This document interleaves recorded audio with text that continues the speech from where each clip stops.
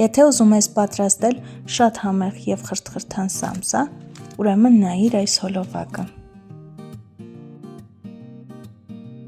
Պատրաստելու համար հանքային ջրին ավելացնում ենք շաքարավազ, աղ, ձու, ձիթայուղ, մայոնեզ և ալյուր։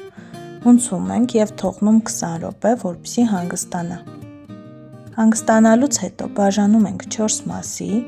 յուրաքանչյուրը գտնակով բացում ենք, քսում կարագը և իրար մեջ դնելով հավաքում։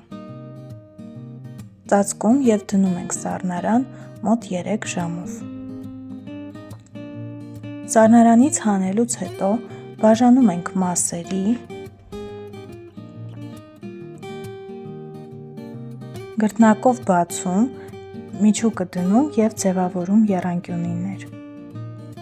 Վրան քսում ենք ձվի դեղնուց և ավելացնում քունջութ։